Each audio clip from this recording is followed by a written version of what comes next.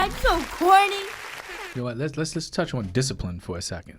How has your mother's disciplining style, right, affect, or how has your mother's disciplining style, how has that style projected into your fatherhood journey? Well, I don't know if it transitioned into my fatherhood journey. My mother's discipline style, she didn't talk much, so it was like if I did something. Was she physical? Yeah, she got physical, but it was like I would rather her be physical than her put me on punishment because I needed to run the streets. You know what I'm saying? Okay, all right. You talking about 8, 9 years old? I promise you, I didn't want to not go over my dad's house. So if I messed up in school, like I shout out to my mom. My first time getting suspended, right? Instead of me going home and facing the music, and it wasn't about a beating. I promise you, I ate them joints. It was not being able to go over my dad's house. Like, so I got suspended from school for fighting this girl named Tiffany. Time out. Yeah. You know what? We just gonna let that one slide. I'm not gonna ask any questions. Keep the story going. Yeah. You was rumbling Tiff? Listen, don't ask no questions. Keep it going, Snug. Just gloss over it. I'm gonna gloss over it. This is not the time. I learned the volume. Why don't you just use her nickname? Why don't you just use nicknames like we've been using the whole time? I don't know Tiffany nickname. I don't care. We giving too much. You know what I'm saying? I don't care about Tiffany nickname. Back to the discipline. My bad, go Back ahead. to the discipline. So I got into the fight with Tiffany that was followed immediately by a fight by this boy named Jamar, right? Makes sense. They both got this word. I got suspended. Bing bong. You know what I'm saying? Mink, mink. You know what I'm saying? That's what they say in Philly. You know what I mean? So I got suspended. What they didn't do was they didn't call my mom. So I left out the crib every day. Like I was going to school. I would stay out for 6-7 hours. Eventually, I had to try to get somebody to bring me back. So I went and told my dad. My dad ratted me out. Of course. Of course. So That's a great parent right there. Both of your parents snitching. Yo. my dad ratted me out. So he whooped me, right? And his thing was that, like, I never heard the phrase, this is gonna hurt me more than it's gonna hurt you. Except from him. Like, and I'm like, dog, like, you got the belt with the holes in it. Like, you asking me a question, why you hitting me? And I say no, and you say yes, you are. There's no point in me answering the question. You know what I'm saying? So I get whooped by him. We talk about it. Like, dog, you can't be hitting girls and all this stuff. At the time, my mom, we moved up to my aunt's house, which was directly up the street, like, from my grandma's house. Like, a straight walk, maybe a quarter mile. Go home, get whooped by my mom. Right, and now she got to take me back to school. So, but it wasn't that conversation. It wasn't what I was used to. It wasn't like, yo, why did you do this? I don't remember those, right? I really don't remember those conversations with my mom. But maybe it's because I only remember it from my dad because his whoopings hurt more. You know what I'm saying? I don't know. This is me being truthful. So when it comes to me having to discipline my sons, we have like real life conversations. Like, yo, dog, like, what you want me to do? What else you want me to do? Like, it's to a point where it truly hurts me to have to get physical with those guys. And I be crying sometimes, man. Like, my kid's mom she's witnessed me, like, yo, you know what I'm saying? And then it's like, you gotta go in there and handle your business. Because if I don't handle my business, you're not gonna handle your business. Right? So, but that dialogue is very, very, very important. Absolutely. Right? I will spend more time talking to them than actually, like, putting pause on them. I would hope so. Yeah. No, but I'm talking about, like, yo, think about it. You did the Tiffany. I would hope so. It's never like a boop bop bing and then, like, go in your room. You know what I'm saying? Like, no, we want to talk We're about gonna talk this. about it. Like, and, Yo, Snuck got his own effects. Boobop, bing. Even Hey, the Mar, runner. you may want to loop his sound effects. even the phone felt it. That phone said, "Oh damn!" that left jab me. You feel That me? little jab is heavy. You know what I mean? I told you they got this work. But let's keep this going. Can Hey, I- Den, I'm from a about to say- discipline perspective. So when we look at discipline, right, I would like to talk about when we talk about discipline, it always comes from a space of love, right? I think, right? So I want to talk about real quick a quick story. Try to keep a long story shorter. Right, with this story, but you guys know recently I've been, not even recently, for like well, you could say pretty much recently, 2 to 3 years now, going through the spiritual journey, right? And you know, after my dad passed and all that stuff like that, took us 15, like I always talking about, took us 15, 20 years to try to figure this thing out, for me to set on the path to start to really look at the world in its right now and not before. And I came across a book that my dad wrote called Lambs in the Woods. And every time I would pull it out, I would start reading it, and I would just be like, this is just way too much. I'm not going to read it. So I try to get my siblings to read it. They wouldn't read it. Try to get my mama to read it. She ain't read it, right? So I'm like, it's on me. I need to read it. So one day I sat, after several attempts, I actually sat in my bed and I started to read this book. I get to like chapter 18 and I'm like, I knew nothing about my mom. I knew nothing about my mother, right? In her adolescent stage, in her teenage years, and a young adult, right? And she never talked about it, and I never asked, right? So when I'm learning about it, I said, hold on, wait, time out. So now everything is starting to make sense when we're talking about why we were going to Delaware, why we were going to Jersey, why this lady was in our dining room living with us for a long time, right? Why I was feeding this lady, right? And it's because she took care of my mother when my mom gave her up. So I'm like, hold up, wait, time out, right? What happened there? So I'm reading the story, and it was talking about, young Carol Davis, Carol Bowden at the time was giving up. Basically, her mom went off to do something else and had my Aunt Liza, a lady in my dining room, not watched her, but raised her. So I said, wait. Now it posed a question, Mom, real quick. So now I'm reading this stuff, and I'm going to my mom, hey, tell me a little bit about your mom. Oh, yeah, your grandmother? Yeah, the lady I've never seen before. Yeah, she was going through some stuff, and she had to do her own thing, and Aunt Liza raised me, how old?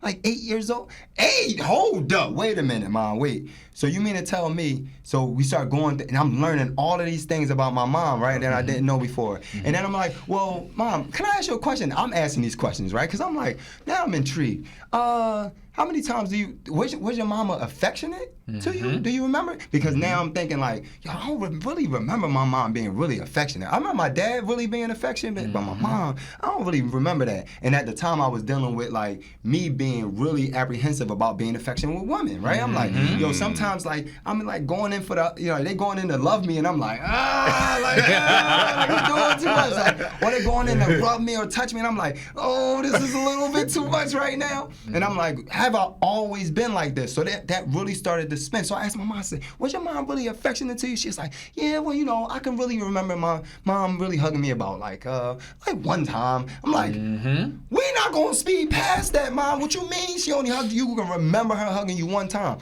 One time I said, okay, I need to read the rest of this book.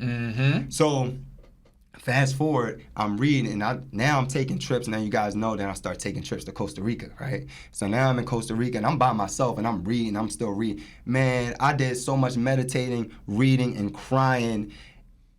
I never did so much meditating, reading, and crying in my entire life while I was in Costa Rica. And I went to Costa Rica for various reasons because I was still going through the spiritual journey, and everything was falling down in front of me. And I had to find some solace and some peace to pick this stuff back up. I had to find some understanding. You had to do the work. Had to do the work. So I went there, I ate so much that I didn't speak for an entire day. I didn't say a word. And I just listened to my thoughts. And it was telling me so much about myself that I wrote down. I said, oh my God, I need to figure this out. So when I came back from Costa Rica, I went straight into the work and I started talking to my mom more and I started just asking questions, you know what I mean? And she was just telling me things and I said, this ain't adding up. So then fast forward, I go back to Costa Rica and I take a plant called ayahuasca. Now, if you know what ayahuasca is, it's much stronger than your mushrooms. It's a psychedelic. It's much stronger than anything you ever took. And I've never taken a mushroom. I've never taken any psychedelic. I never smoked. I didn't smoke weed I'm about to say never smoke weed. I'm about to lie to y'all. But since I was 18, I had stopped smoking weed. So this plant called me. Now this is a plant that's in the jungle. It's two plants mixed together. When you drink it, it turns you, it gives you these vivid memories and vivid images, right? So I wanted to see what that was about. It was calling me so many different times. Saw Will Smith go through it, the whole nine. I was like, you know what, this is something I need to do. So I flew out to Costa Rica by myself, right, to go do this plant, to go take this plant. So I get to Costa Rica. Let's keep going. Let's fast forward. We at the ceremony. I drank the ayahuasca. Now, and we'll get to the whole ceremony later, but not right now. But so I lay down, and then boom, the first image that I get is me in my mom's womb. I'm literally in this womb, and I'm like, I know exactly where I'm at, and I'm like, it's cramped in here. It's something that, you know what I mean? Like, it's tight in here. And then when I go to talk to my mom, she told me I didn't even try to come out. I didn't even want to come out at the time. Like, they had to get me out of there, right? She was in labor for a long time. But anyway, I'm like, okay, so I'm in this womb, and I'm just asking the questions, and I'm like, why am I here? And they said, and this is literally what's happening. He's like, you ready? And I'm like, this is why I'm here. And as I'm saying this, I start getting images of me with my ex-girlfriends, all of them, right? Mm-hmm. They start showing me these ex-girlfriends. I'm like, what's this about? And they would start showing me breakups. Mm-hmm. And they start showing me just sad and almost like stressed and like depressed. And I'm looking for my mom. But in real life, I never look for my mom in these situations. But they said subconsciously, son, you was looking for somebody to show you some type of love, some type of affection, right? Mm-hmm. And I'm like, really? Like, this is what's happening. So they showing me all of them. And I wouldn't name them. But I'm not gonna name them. But they're showing me all of the women, and I'm like, and I'm going through this stuff, and I feel like I'm going through them alone, right? Mm-hmm. And I'm like, is this what are you trying to show me? And he's like, just keep watching, right? Mm-hmm. So then as time start going on, they start showing me my mom as a 9-year-old girl, and I'm seeing her, and they showing me my grandmom and grandfather. If this is freaking you out, you ain't ready. You ain't ready to do this, right? So they're showing my grandfather and my grandmother, and they're showing me my mom, and they're showing my grandfather being abusive to my grandmother. Boom. I'm like, hold up, wait. So now I'm like, this is a little much, right? So I'm seeing this, and then I'm seeing my mom, and she's in Delaware now. And to fast forward, she's in Delaware, and she's without her mom, but it's showing her, and they're showing me just her standing there, but I'm feeling everything that it seemed like she was feeling. Mm-hmm. Neglect, mm-hmm. resentment, mm-hmm. all of these different, like, anger, mm-hmm. confusion, mm-hmm. and I'm just sitting there. Why are y'all showing me this, right? Because I'm feeling it now, and I'm starting to cry. I'm literally sitting in this ball, and I'm starting to cry, and I'm like, what are y'all trying to show me, right? And they're like, yo, just keep watching, and I'm like, this is a lot, but I'm gonna keep watching. They's like, and then they showed me as an adult figure, and my mom in this kid figure, and they showing me coming up to her, overarching and kissing her on the forehead. I said, what does this mean? They said, you need to heal your mother's childhood. You need to heal the inner child of your mother. And I'm like, so this ain't about me. They said, it is about you, but it's not about you, right? So I'm like, all right, I don't know how to take that. So I get up from this, we get up, fast forward, I'm like, I need to call my mom. The next day I call my mom calls me, because I chickened out. I was like, I ain't gonna call her. right. This is a lot. So she calls me, and I'm like, yo, should I tell her this, right? Should I say? And then she's like, how did everything go, baby? What did you see, right? And she don't know anything about this plant, but she's just being supportive. That's who she is. What did you see? Did you see anything? And I'm like, should I say it? And it was like, yeah, say it. So I tell her all of this stuff, and I was like, Mom, and I'm telling her all the stuff that was involving me, right? I'm like, yeah, because you wasn't affectionate enough, and you wasn't this, that, and the third, and it showed me all this stuff. And I'm like, and I'm not saying it like that, but I'm just saying it like, yeah, man, Mom is, I was thinking this, but, whatever. And she was like, oh, okay, son, that's cool. Hung up with her. Probably like 6 hours later, she texted me, she's like, I'm sorry, son, if you felt like I wasn't there for you, or you felt like you needed me and I wasn't. And I'm sitting there like, oh no, I didn't want this. Hold on, wait. So let me call her. So I called her. I said, no, mom, it's not that. Blah blah blah blah blah. She called my siblings. She called everybody. She's hurt because she felt like she did everything in her power to love me the way that she needed to love me, right? So I'm like, oh man, I messed this up. So like I'm like, I gotta go home and I gotta go talk to her. So I go home and I go and I speak with her. And she started telling me about what I saw in my visions. My grandfather was abusive. He was an alcoholic. He was hurting my grandmother. My grandmother had to get out of there. My grandmother had to move, had to start separating her siblings, right? And my Aunt Liza took care of my mother. And I was like, oh snap. So then I go home, I'm asleep, and I woke up and I said, oh my God, I fucked up. I said, I fucked up. I said, I learned that this lady got hugged by her mother one time that she could remember. The second time my mother hugged me, she broke a generational curse. That's it. The third time, she trampled it.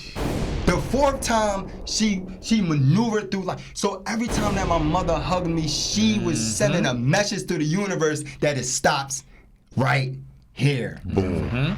My mother didn't. My mother chose my father. Wasn't an alcoholic, didn't hurt her, didn't do anything. It was easy for my mom to do what? Do the cycle over again. Absolutely. Find somebody just like her father, but she didn't. She found somebody totally different. You know how much that takes? She has to be different in order for that to happen. Sure. So she did the work 16,000 times over for us to then live a different life. She carried that load. So when we talk about discipline, that lady was disciplined. When I found out how disciplined Carol was, and when I'm looking at her, I'm like, yo, she not this, she not that. Yo, she was everything times 1,000. I owe everything to that woman. I owe everything. When I talk to her, I'm like, Mom, I am sorry. And I say it right here, Mom, I am sorry for thinking that it was you that wasn't loving me or affectionate to me when I found out everything that was happening with you. I love you, Mom. Yo, that was, yo, that right there, Dan, hit like a ton of bricks. Jeez. Like a ton of bricks, bro. Like, it's important that we do our due diligence and find out what it really is. Get to the root. Gotta get to the root. Gotta get to the root, man. So one of the things that the last two sequences you talked about, the resentment, and which you kind of hinted towards was abandonment. Right? I also spoke about resentment. So I'm gonna just jump in. Like and you always talk about how it takes a village, right? The household, my immediate environment, I hate it. So I did everything outside the house. So after I began to resent my mom, I began to connect with my peers, right? So my peers, like regardless of what we was into, a lot of the time I didn't think that they had to do what they were doing because of how they lived, because it was so much better than my immediate environment in my mind. So I have a village of moms, my brother's moms, you know what I'm saying? Like I have a village of moms who contributed to the outcome of my adolescence, right? I learned a lot from these women. You're talking about Romar's mom, Mom Sia, rest in peace, Pone, or John, his mom Denise, and my sister's mom, Galen, Mom Carol. It's like she literally lived 6 doors away from my house. And she took me in, like regardless of what I was doing, like, you know, the neighborhood speak, right? So she took me in and she showed me something different. And to fast forward the story, of course the neighborhood speaks and all of that stuff. And on my 21st birthday, we had a situation on my mom's block where somebody got shot. And my mom told me at that moment, like, yo, if you get locked up for something, don't call me. I'm at college, right? I'm at college and I actually do get locked up. And first person I called was my mom. She was like, why you calling me? So now that resentment kicked in, like, you know what, you're right. She hung up. And I called to get out. right? And so though that resentment towards her kind of like it kind of like it tore me up inside. Like I began to not hate her, but like dislike her.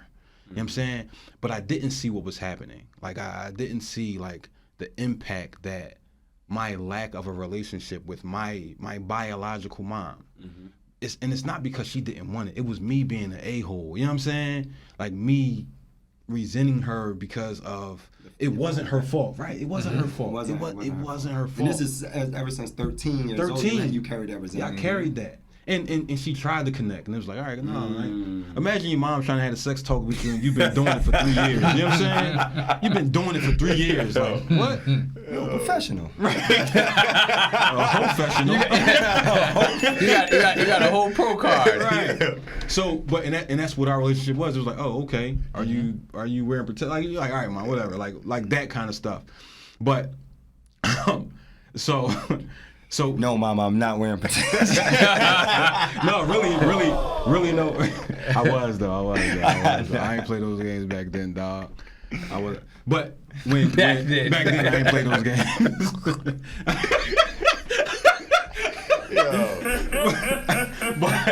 but yo, y'all terrible, dog. But when you think about like even like when you say like you looked for, what was it, you that looked for somebody like your mom? Nah, I actually chose opposite. Me too. I look for. So, I had my mom. I look for people like my mom. You know what's crazy? Like when I was dating, like I'm dating like women and like girls growing up. Like, yo, my mom had to give that unofficial sign of approval for anybody that I dated, and she was just like, it was a dub, shorty. Nah, my mom, like, she barely met them chicks, dog. It's over with. If you met my mom, you might as well, you gonna be around for a minute. Let me tell y'all the story real quick about where my resentment. Oh, he got a. Oh, my bad. So, go ahead. My self, I don't even want to say self-proclaimed abandonment. Okay. It was voluntary. I had these issues, and I couldn't connect with the woman who I loved, who birthed me, but I could connect with other moms, right? Well, let me ask you a an question. extent. So that story, because you made up a story in your head that your Right. mom calls that. Right, issue. right. Did that then make you want to reach out to other females and to almost like send a message to your mom? Like, No. It was purely it was a lifestyle. Like, imagine, dog, you 7 people, 8 people, whoever was in the house, a 3-bedroom house, you know how that go. You know what I'm saying? Like, whoever gets to the bed first, you go to sleep. You feel me? So being able to have your own bed in somebody else's house. Yeah. You know what I'm saying? Like being welcomed and all, like just lifestyle stuff, learning different valuable lessons from this village, right? So when it came to dating, like really, like truly dating, I found women where I was, right? So my college girlfriend, we was in the same predicament, just trying to survive. We were overcoming like survival.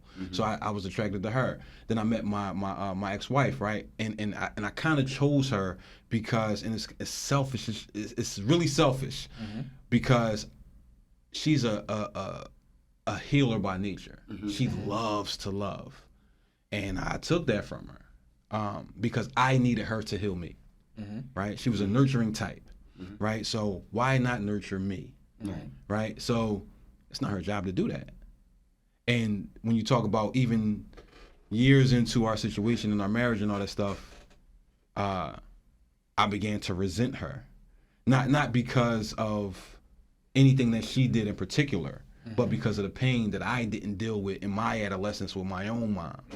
Right? So it comes full circle. So now when you talk about breaking cycles, the only reason I got married was to break a cycle, right? The only reason I went to college was to break a cycle because I could have went to St. Joe's and down the street from my hood, but I wouldn't have made it through, not because I couldn't finish college, but because I'd have probably still been out there doing nut stuff, and I probably wouldn't have made it, like physically made it.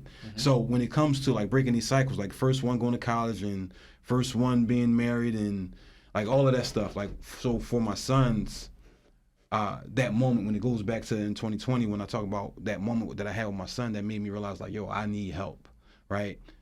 That's the full circle moment, and that's when I had to after 3 sessions of therapy by myself, yo, I need to go get my mom and figure this thing out. We had another conversation and all of this stuff to where it started making a lot of sense to where I could grow into that nurturer.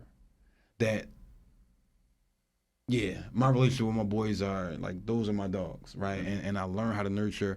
And yeah, I didn't have that naturally. It didn't come to me naturally, but I had to unpack why I was in that much pain and why I was causing women so much pain, because I didn't know how to connect with women, man. Like, I don't care if you humping all day long. That's not a true connection. That's not a You connection. know what I'm saying? So and sometimes through that physical connection, you can cause more emotional damage. Way more. Ooh, that's Right. another topic for another So discussion. that abandonment that's from that story I told myself created a 10-year run of me just like out here doing stuff and damaging people. I was damaging goods. I was damaged goods. You know what I'm saying? So that's the full circle moment of just my abandonment issues.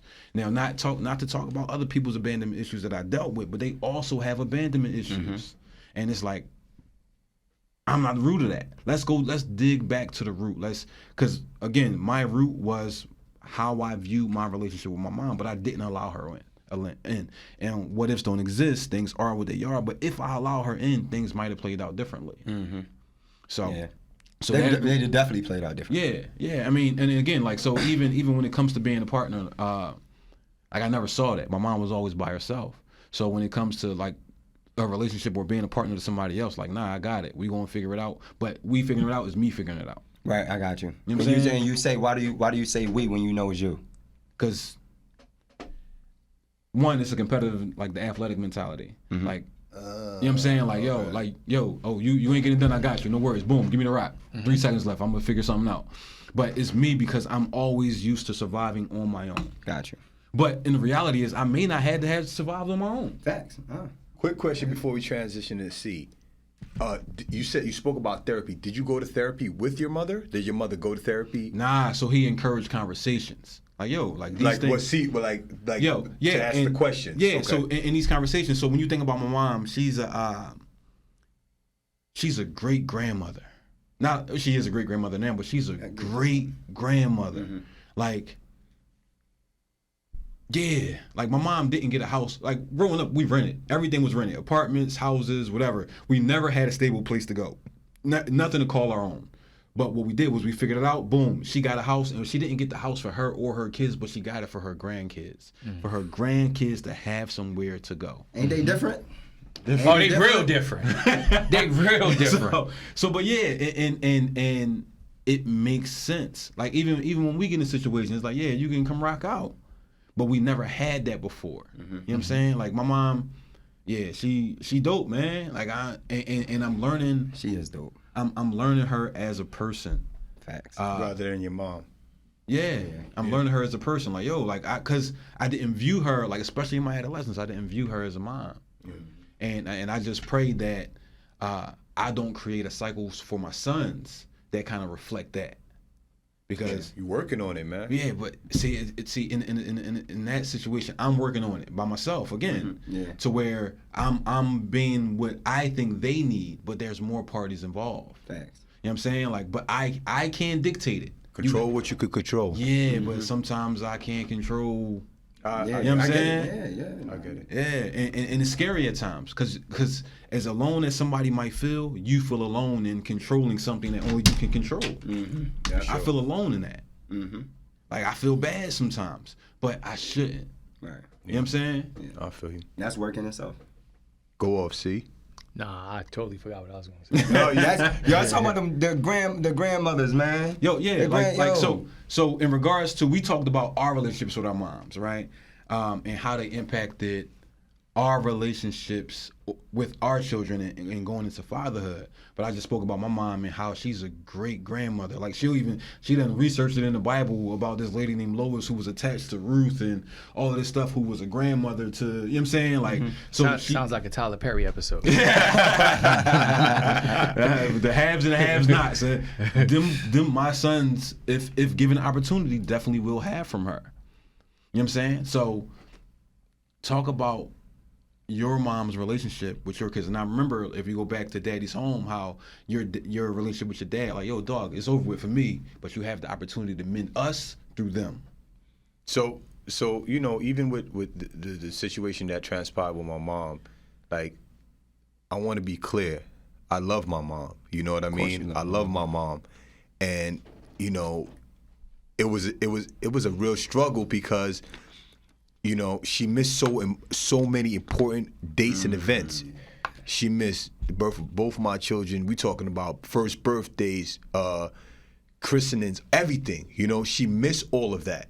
And going back to what you mentioned about my brother was 4 years old when the situation transpired. He told my mom, "You shouldn't tell him. He's going to be mad." 4 years old. He knew what my reaction was going to be. And guess what? Who gets pulled into the situation? I raised my little brother between the ages of 1 to 4. I miss his whole adolescence, teenage. He's a young adult now. I miss all of that. Because of the friction between. All of that. So you see how many people get engulfed into that sinkhole? You know what I mean? So, I mean, the relationship with my little brother, it's not fractured, but it's awkward. Yeah. You know what I mean? Yeah. And it bothers me because I'm like, I never had any brothers. You know what I'm saying? Yeah. These was my brothers. You know what I mean? So I had a sense of responsibility, like, yo, I have a real brother that I need to tend to. But because of that, and it's like a big tornado that sucks anything up in its path. Facts. That's a good way of putting it. So, I got a question. yes, sir. So, you say you missed all of that with Daniel, right? Yes. All right. I was about to say Black Sack, but I Black Sack is his Black name. Sack You is the said name. it. It's You the bar. said it. So Black it Sack doesn't is matter name. now. So, by you being 19 and you pretty much raising him from 1 to 4, Yeah. you were the father figure that he knew. Yeah. So, and you missed all of that 4 until whatever he is now. Right. Because you can't control the story that was being told about you in regards to that situation.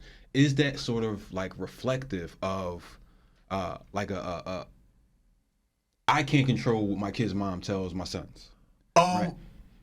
I think that, you know, even at the tender age of 4, he understood, like, hey, don't tell him. He's not going to be upset, and the reaction to it is going to be bad.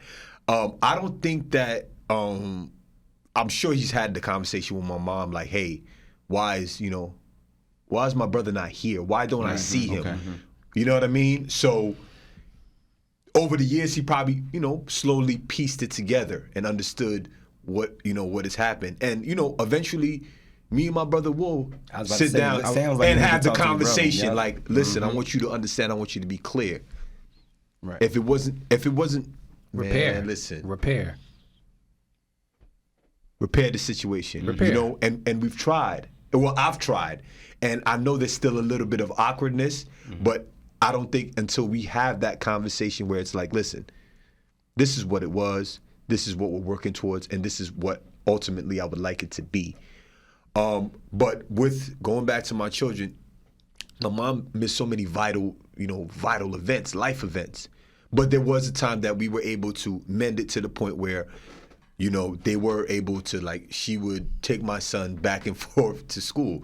And I remember even one day, Amir wants to smoke with everybody, arguments with everybody. So he argued with my mom one day, and my mom was livid. She was like, "Oh, you know, he's arguing." So they had that relationship. They have that relationship, but it was teetering. Kids need to see consistency. Thanks. You know, they don't need to see you on holidays, on birthdays. They need to see you all the time.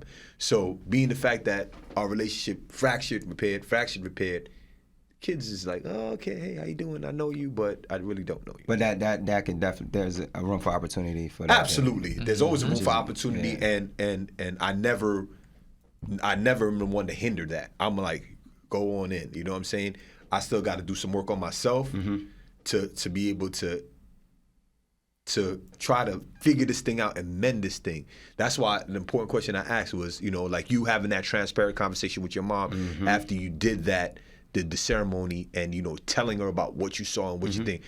my mom is not there yet. Right. She's not there yet to the point where she's ready to have these real life conversations and understand like, yo, I had a really bad childhood, and I think because of what happened in my childhood, it was projected on it was projected onto my children. It's more of a victim standpoint. More of a victim standpoint, and let's point fingers somewhere else. Let's deflect. Let's deflect. Let's deflect it, right? Yeah. The root of the problem, it's with you, but let's deflect. No, it's this person, it's that person, it's that. The Right, blame game. defensive, yes. So So until it could be like, you know what, I can't yeah. I need to, Yeah. so me, let me do the work with me first. Once that can occur, I think we can revisit it. And now, even at this point, on this day right now, my mom, our relationship is not fractured, but I had to take a step back. Why? Because of something very important that Snug said a couple of episodes again, feeling safe. Right? So in the situation that initially transpired, right? I did what I was supposed to do, but it wasn't reciprocated. Got you. You didn't feel safe. I don't feel safe. Not protected. Not protected. So now another situation presented itself where I could have been placed in a compromising situation once again, and I'm like, I don't feel safe. Got you. I don't feel safe. I'm sorry, I love you, but I don't feel safe around you. Yeah. And right now, I got a lot more to lose than my freedom. I mean, you know what I'm saying? I got a lot more to lose.